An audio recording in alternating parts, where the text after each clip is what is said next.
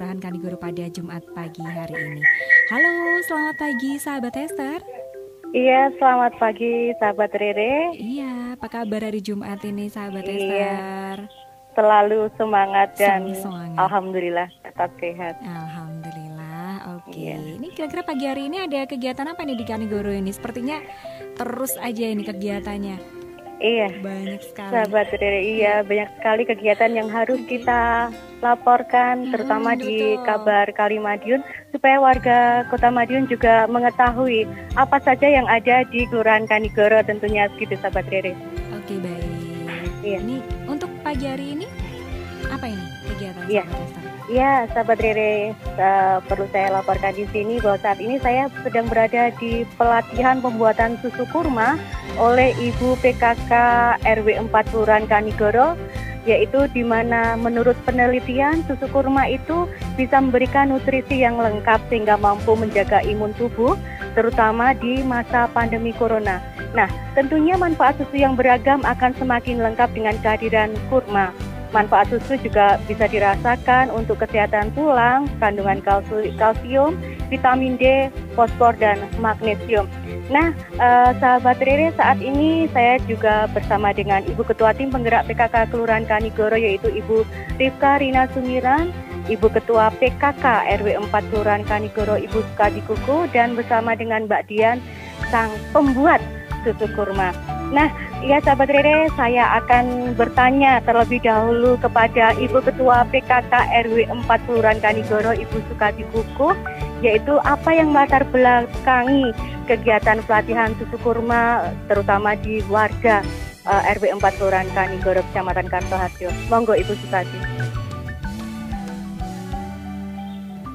Terima kasih. Yang pertama yang melatar belakangi pembuatan susu kurma itu adalah yang pertama karena susu kurma banyak manfaatnya, dan yang si pembuat ini nanti yang bisa menjelaskan yang paling detail. Tetapi kalau saya sebagai Ibu Ketua RW, saya tetap menggali kemampuan apa aja yang ada di lingkungan saya, tetap kami tonjolkan. Karena apa? Karena untuk yang pertama, untuk meningkatkan imun sudah disebutkan tadi oleh Mbak Esther, sudah lengkap. Maka dari itu dengan pandemik seperti ini sangat bagus sekali untuk mengonsumsi susu kurma. Maka dari itu saya sebagai Ibu Ketua RW sangat senang sekali karena warga saya sudah punya keterampilan membuat susu kurma dan sudah dipasarkan. Alhamdulillahirabbil alamin bahwa warga ternyata kalau digali itu banyak potensi yang ada. Banyak sekali. Di sini itu sangat banyak potensi yang ada. Seandainya penjenengan rawuh sini, wah senang loh bisa merasakan susu kurmanya dan lain-lainnya. Kiranya itu yang kami sampaikan, nanti bisa disambung lagi dengan si pembuat yang secara detail nanti akan menyampaikan kronologi mengapa kok membuat susu kurma. Tapi yang penting manfaatnya tadi sudah disebutkan oleh Mbak Esther, jadi tidak perlu kami sebutkan lagi. Terima kasih. Iya, sahabat Rere, demikian tadi dari Ibu Ketua Tim Penggerak PKK RW 4 Ibu Sukadi Kuku. Dan saat ini perlu saya sampaikan juga sahabat Rere bahwa ibu-ibu masih berlatih untuk pembuatan susu kurma di belakang, dan ini juga ada rekan-rekan dari Madiun Today juga yang ikut bersama di hari Jumat yang tentunya istimewa ini. Ya, begitu sahabat Rere. Oke, baik. Ini menarik sekali ya untuk susu kurma. Kalau untuk proses pembuatan sendiri, apakah menggunakan mesin canggih yang sudah modern atau masih dengan peralatan yang tradisional atau seperti gimana nih gambarannya, Mas? Oh ya, ini saya tanyakan ke Mbak Dian yang bisa menjawab apakah pakai mesin, apakah secara tradisional untuk pembuatan susu kurma. Monggo Mbak Dian.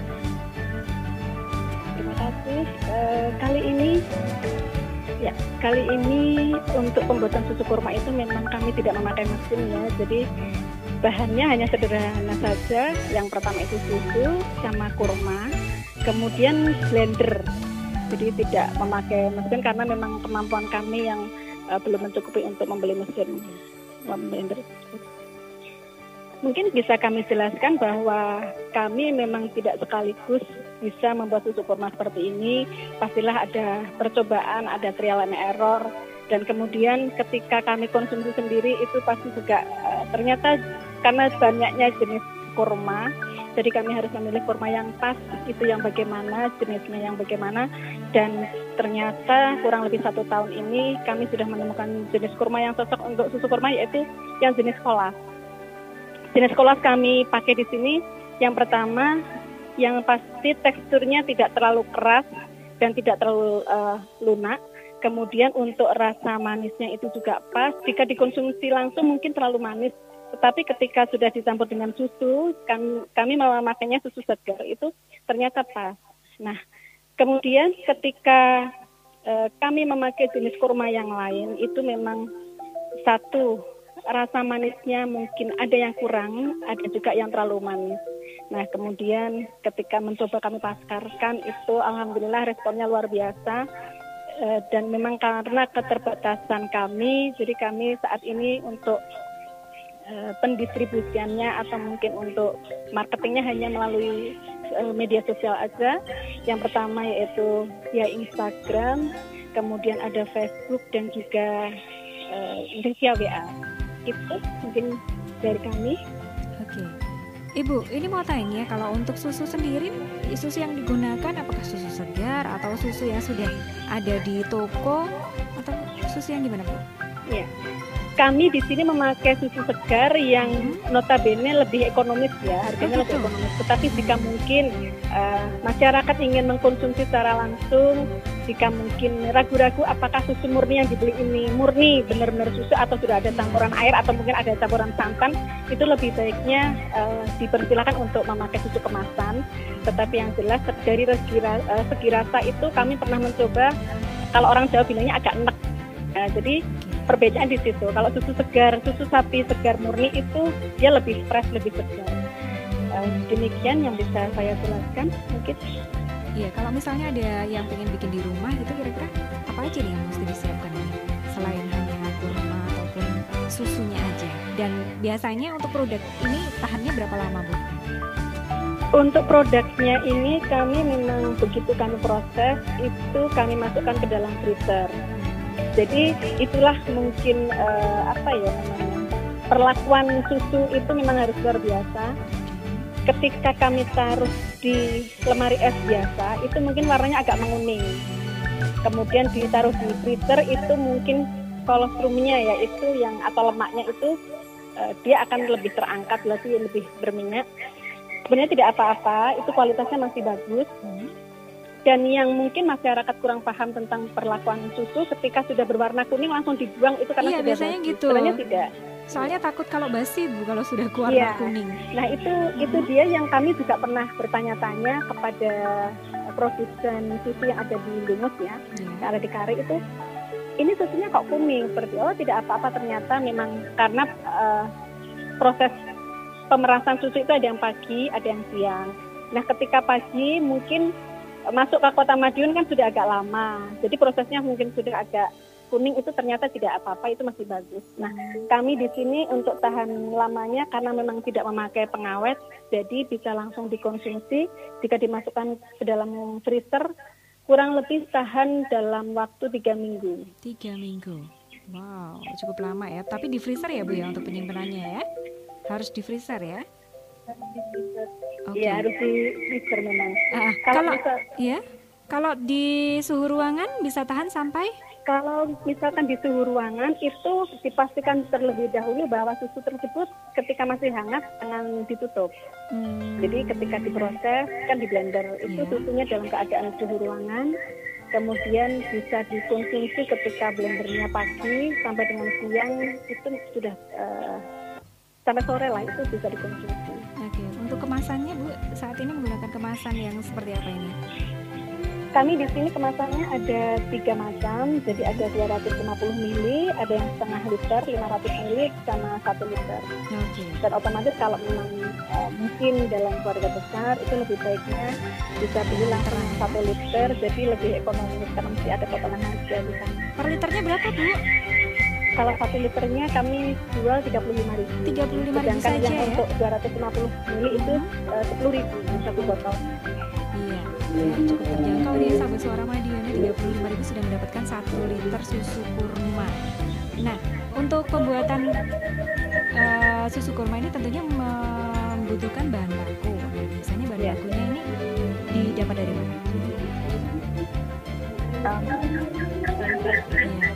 Oh, bahan bakunya kami sudah ada ibaratnya langganan gitu. Jadi sudah ada produsennya gitu ya? Iya, untuk susu segarnya kami ada yang membeli langsung ketika mungkin pesanan tidak terlalu banyak, kami membelinya cukup di warga kami sendiri ada yang menjual segarnya. Kemudian kalau memang butuh proses yang banyak dalam pesanan banyak itu kami langsung ke Indonesia sekitar. Oh gitu, ke daerah ya.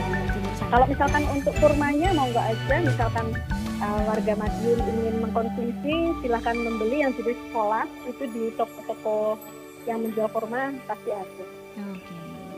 Kalau boleh tahu ini untuk takarannya seperti apa? Misalnya mau bikin 200 ml itu kan 1 gelas ya. Itu iya. Untuk susunya 1 gelas, terus kurmanya berapa? Terus apakah ada campuran-campuran lain yang digunakan? Iya. Untuk susunya misalkan katakanlah 1 gelas ukuran 300 ml atau 250 ml itu ya. Itu kurmanya suka-suka. Jadi misalkan ingin pas, kami biasanya kurang lebih 3 kurma yang agak besar, atau mungkin misalkan ingin sedikit manis itu 5 kurma. Oh gitu. Jadi ya, jadi kami memang sengaja dalam jumlah ganjil ya, karena kan Rasulullah memang sunnahnya itu kalau kita mengkonsumsi kurma itu dia kalau dalam jumlah ganjil itu akan menjadi obat bagi kita. Karena memang kurma kan mineralnya banyak, vitaminnya semuanya lengkap ada di sana. Iya. Selama ini respon dari pelanggan sendiri seperti apa, Bu? Apakah pernah ada yang kasih masukan, ini seharusnya kurang legit atau terlalu gimana kayak gitu? Pernah nggak sih dapat masukan yang seperti itu? Alhamdulillah kami belum pernah dan jangan sampai kami ada komplain ya, karena memang ya kami juga paham bahwa susu ini juga kami konsumsi sendiri, jadi kalau kami merasa tidak pas, pastilah ke masyarakat kami tidak akan pasarkan. Jadi kami selalu membuatnya fresh, kalau misalkan dalam jumlah banyak, kami pasti juga akan made by ordernya juga. Jadi langsung kami masukkan freezer, besok paginya langsung bisa dipasarkan. Seperti itu. Jadi fresh selalu ya, insya Allah jadinya selalu segar ini susunya. Ya, dan kami memang menjamin tidak ada campuran air dan juga campuran santan. Karena memang ada beberapa, bukan susu kurma ya, tetapi ada beberapa penjual susu itu yang mungkin untuk menaikkan keuntungan itu, ya pasti adalah untuk campuran, dan kami jamin insya Allah tidak ada campuran seperti itu. Jadi susu murni plus kurma. Iya. Dan juga ada yang menggunakan susu kental manis atau juga creamer kayak gitu ya, banyak juga ya seperti itu. Iya, iya betul Mas. Mereknya apa sih susu kurmanya, Bu? Kami memakai mereknya hanya merek Syukur juga aja, karena singkatan dari susu kurma. Iya. Itu mereknya hanya Syukur. Iya, untuk masalah perizinan apakah sudah ada PIRT atau mungkin masih dalam proses atau seperti apa ini? Maaf ini ada gangguan. Oke. Bisa diulang? Ya, untuk masalah perizinan ini apa sudah ada atau seperti apa? Memang untuk masalah perizinan kami memang belum masih dalam mengurus ya. Kami juga belum masuk UMKM.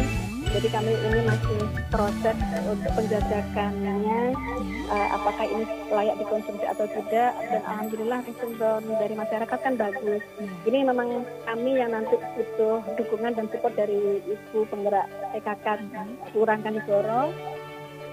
Bagaimana langkah kami selanjutnya untuk memasarkan, kemudian untuk mengembangkan produk ini agar lebih luas jangkauannya. Jadi bukan hanya masalah marketing saja, tapi mungkin penyempurnaan kualitas, terus kemudian juga kemasan, seperti itu ya Bu ya.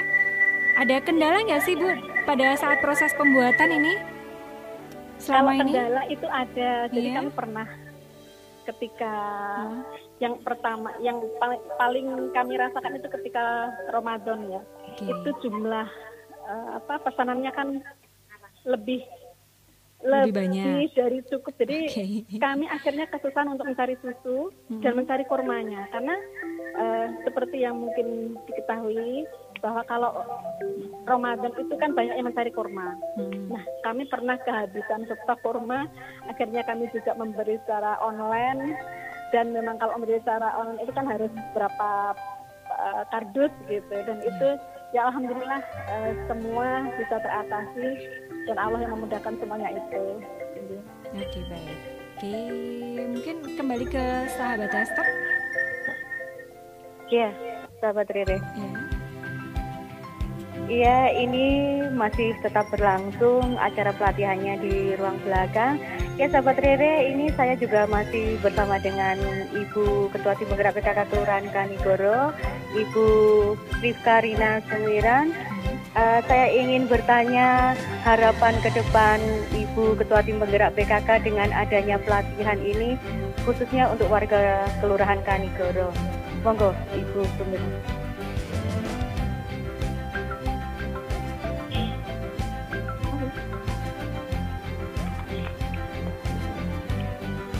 Halo, selamat pagi. Iya. Selamat pagi Mbak Rere. Selamat pagi Bu. Terima kasih banyak ya waktunya untuk Radio Suara Madiun. Ini harapannya ini untuk produk-produk UMKM ataupun produk-produk home industry yang dihasilkan dari Kelurahan Kanigoro ini seperti apa Bu? Halo. Iya. Oke. Ya.